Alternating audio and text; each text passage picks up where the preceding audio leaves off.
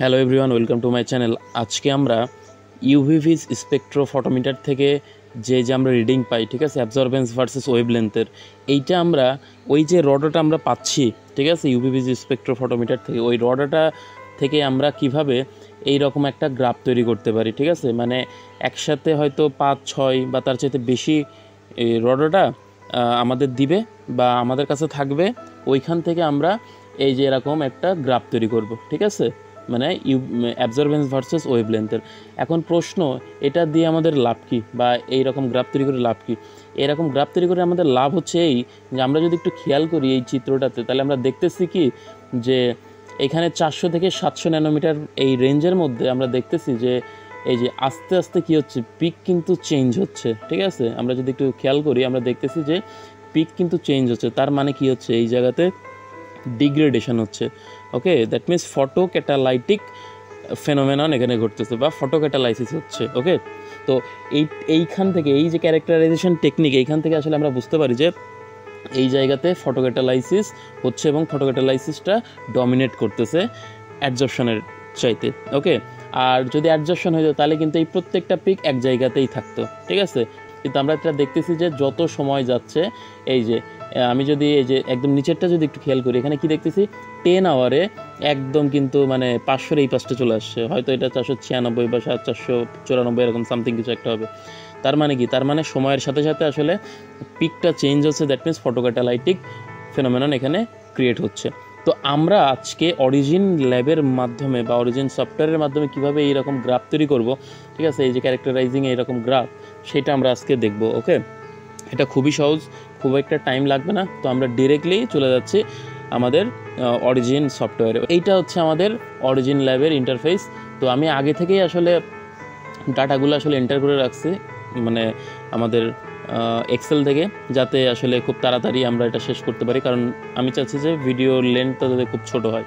ওকে, তো আমি জানি যে যারা এই ভিডিওটা দেখতেছে কীভাবে জাস্ট সিম্পল, মানে আমি এই যে ডাটাটা অ্যাড করছি এটা অন্তত পারে, ঠিক আছে। তাও আমি বলে রাখি যে এই যে অ্যাড নিউ কলামে গেলেই এরকম প্রথমে তো 2টা বাই ডিফল্ট আমাদের কলাম থাকে, এরপরে এই যে যতগুলো কলাম নিয়েছি জাস্ট সেখানে অ্যাড নিউ কলাম দিছি, উপরে এই যে লং নেম জাস্ট নাম দিয়ে দিচ্ছি, 1 hour, 2 hour, 3 hour, 4 hour, 6 hour এবং 10 আওয়ারের ডাটাগুলো নিছি। আর এদিকে ওয়েভলেন্থ আর 1 আওয়ার, 2 আওয়ারের ডাটাগুলো আমি জাস্ট কপি পেস্ট করছি, ঠিক আছে, এক্সেল থেকে। তো এবার আমাদের কাজ হচ্ছে কি, আমরা এই যে সবগুলো সিলেক্ট করব, সিলেক্ট করে আমরা এই যে এখানে লাইন আছে, লাইনের এখানে ক্লিক করব। ওকে, ক্লিক করলেই এই যে চলে আসছে আমাদের যে গ্রাফটা। এরপরে আমাদের কাজ হচ্ছে কি, আমরা এই যে এনক্লোজ করে দিব চারপাশ দিয়ে, ঠিক আছে, মানে বদ্ধ করে দিব। তার জন্য আমরা এই যে এইখানে ক্লিক করব, add top X right Y layer, এইটাতে, তাহলে যে এনক্লোজ হয়ে গেল। এরপরে অপ্রয়োজনীয় জিনিসগুলো আমরা সিলেক্ট করে ডিলিট অপশানে ক্লিক করব, মানে কিবোর্ডের। ওকে, এটাও ডিলিট করে দিই, এটাও আমাদের দরকার নাই, এগুলো সব ডিলিট করে দিই। ওকে, এরপরে এইগুলো থাক, আর এইটার নাম তো অ্যাবজর্বেন্স হবে, তাই না। তো এটা আমরা ডাবল ক্লিক করে কন্ট্রোল এ প্রেস করে আমরা অল সিলেক্ট করে নিয়ে আমরা অ্যাবজর্বেন্স লিখে দিই, অ্যাবজর্বেন্স। ওকে, আবার কন্ট্রোল এ দিয়ে অল সিলেক্ট করে এখানে টাইমস নিউ রোমান করে দিব আমরা। ওকে, এবং বোল্ড করে দেই। সেম কাজ আমরা এখানেও করব, ঠিক আছে।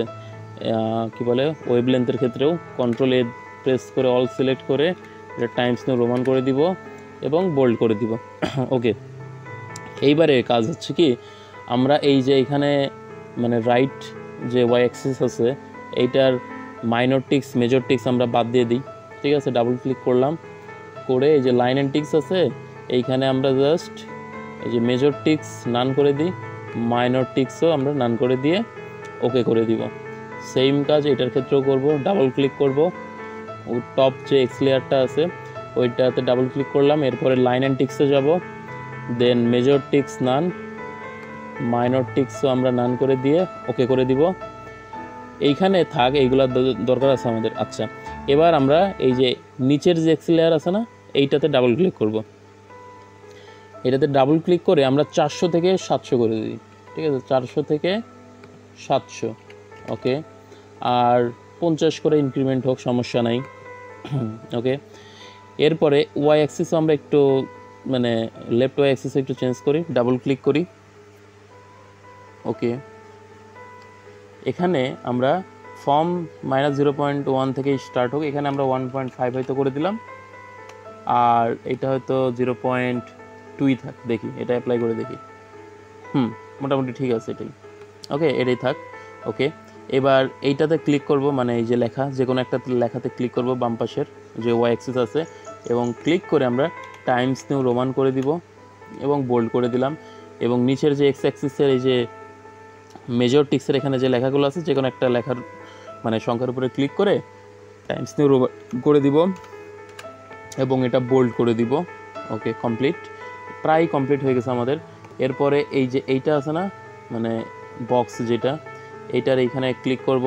ক্লিক করে এই যে পার্সেন্ট থেকে এই যে ব্র্যাকেট পর্যন্ত আমরা সিলেক্ট করে লেখাটা আমরা টাইমস নিউ রোমান করে দিব এবং বোল্ড করে দিব। সেম কাজ এখানেও করব, বোল্ড এবং টাইমস নিউ রোমান। ওকে, প্রত্যেকটার জন্যই আমরা করব, তো করে ফেলাই আমরা, দেখতে সুন্দর দেখা যাবে আর কি। ফন্ট টাইমস নিউ রোমান খুবই সুন্দর একটা ফন্ট, এই জন্য আসলে আমরা এটা ইউজ করতেছি আর কি। এমনি তেমন কোনো কারণ নাই যে টাইমস নিউ রোমান ইউজ করতে হবে, ঠিক আছে, জাস্ট মানে আমাদের ইয়াটা হবে, দেখতে সুন্দর দেখা যাবে আর কি, এই জন্য আর কি এটা করা। ওকে, ওকে, টাইমস নিউ রোমান বোল্ড করে দিলাম, এটা আমরা বোল্ড করে দেই, টাইমস নিউ রোমান করে দেই, ব্যাস কমপ্লিট আমাদের। এবার কাজ করব কি, এইখানে ক্লিক করব আবার, ঠিক আছে, এই লেখাটার উপরে, এবং রাইট ক্লিক করব। রাইট ক্লিক করে আমরা প্রপার্টিজে আসবো।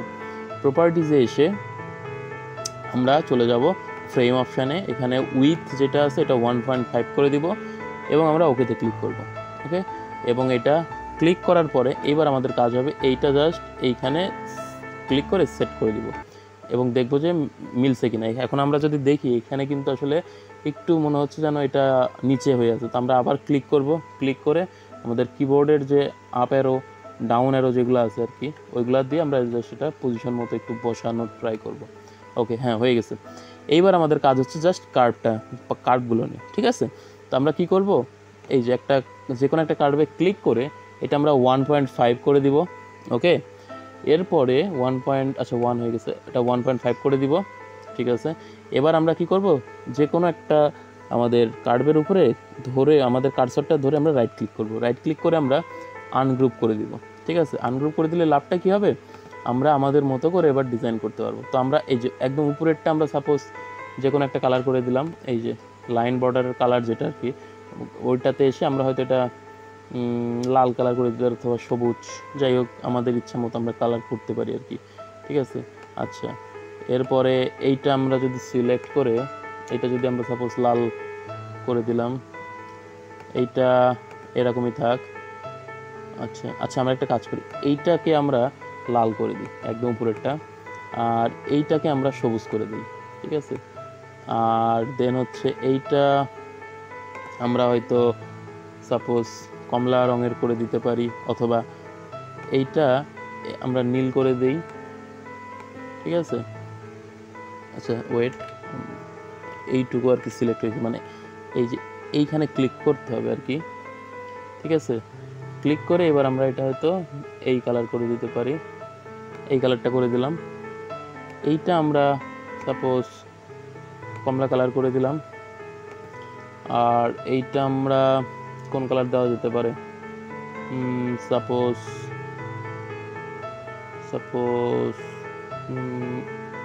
আচ্ছা সায়ান কালারটা দিলে কি ভিজিবল হয় না, এটা আমরা অন্য কালার একটা দিই।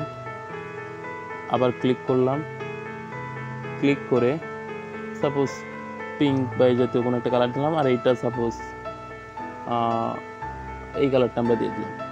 ওকে, মোটামুটি কমপ্লিট, ঠিক আছে। এরকম একটা কালার হলেই হচ্ছে, মানে কালার কম্বিনেশন তো সবাই বুঝতেছে যে নিজের মতো করে আর কি কালার করে নিতে পারবে। এখন আমাদের কাজ হচ্ছে যে এই যে প্রত্যেকটা পিক আছে না, পিকের একদম যে মানে পিক ভ্যালু যেটা আর কি অ্যাবসর্বেন্সের সবচেয়ে বেশি মান, ওই পয়েন্টগুলো আমরা জাস্ট কী করব, মানে সিলেক্ট করে আমরা ওই পয়েন্টগুলোতে একটা লাইন টানবো, ওই পয়েন্টগুলো মিলে একটা লোকাস টানবো। তাহলে কী হবে যে সময়ের সাথে সাথে যে আমাদের শিফটিং হচ্ছে বাম দিকে, ব্লু শিফটিং আমরা যেটাকে বলি, ওইটা আমরা বুঝতে পারবো, ঠিক আছে। তার জন্য আমরা কি করব, এইখানে এই যে ক্লিক করব, পলিলাইন টুল আছে না, এইখানে ক্লিক করব। এখানে লাইন টুল আছে, পলিলাইন টুল আছে এবং ফ্রেশ হ্যান্ড ড্র টুল আছে। আমরা পলিলাইন টুলটা ইউজ করব, করে এই যে এখানে প্রথমে ক্লিক করব। ওকে, এইখানে ক্লিক করলাম, ক্লিক করে এইটার যে সবচেয়ে মানে বেশি ভ্যালু ওইখানে ক্লিক করব। এরপরে এইটার যেটা সবচেয়ে বেশি ভ্যালু মানে সবচেয়ে হাইয়েস্ট পিক এইখানে ক্লিক করব।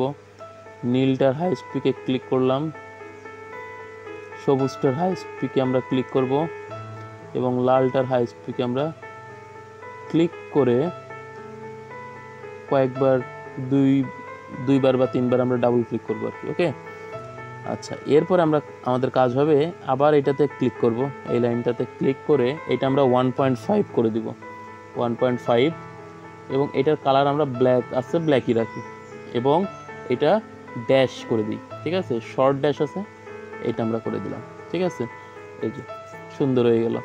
এখন যদি আমরা আমাদের কাজ মোটামুটি কিন্তু শেষ, আর তেমন কিছু চেঞ্জ আর করার দরকার নেই, এটাই থাক।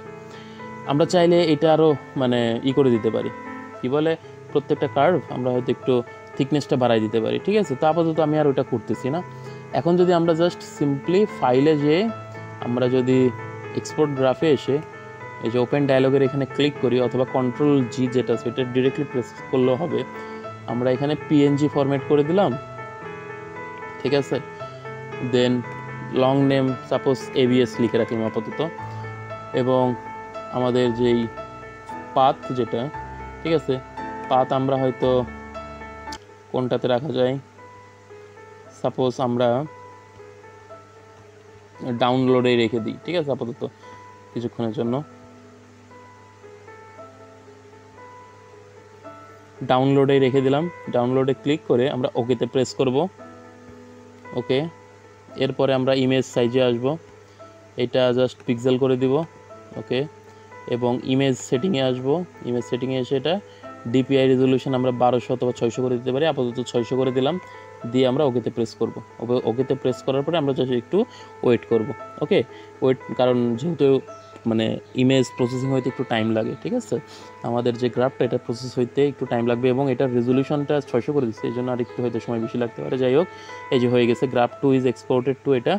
ওকে, এবার আমরা যেই গ্রাফটা আমরা এক্সপোর্ট করলাম ওইটা এবার অন করি। ঠিক আছে, ওকে, এই যে আমাদের গ্রাফটা এক্সপোর্ট হয়ে গেছে। ঠিক আছে, প্রিভিয়াসলি যে এখন মানে আমাদের আজকে লেকচারের শুরুতে যেই গ্রাফ দেখাইছিলাম একদম সেম ওই রকমই গ্রাফ হয়ে গেছে, সুন্দর করে আমরা কিন্তু এটা তৈরি করে ফেলাইছি। ঠিক আছে, এগুলো কিন্তু আমাদের লাগে, আমাদের রিসার্চ হোক বা থিসিসে কিন্তু এগুলো লাগে, এই জন্য আজকের এই লেকচারটা আমি আসলে ক্রিয়েট করলাম। তো আজকের লেকচারটা আশা করি সবার ভালো লাগছে। যদি ভালো লেগে থাকে সবাই শেয়ার এবং লাইক করে রাখবেন এবং অবশ্যই সাবস্ক্রাইব করে রাখবেন। ওকে ওকে, তো আজকের মতো এতটুকুই থাক। নেক্সট কোনো লেকচারে আমরা রিসার্চ রিলেটেড কোনো টপিকস নিয়ে আবার হাজির হব। ওকে, থ্যাঙ্কস।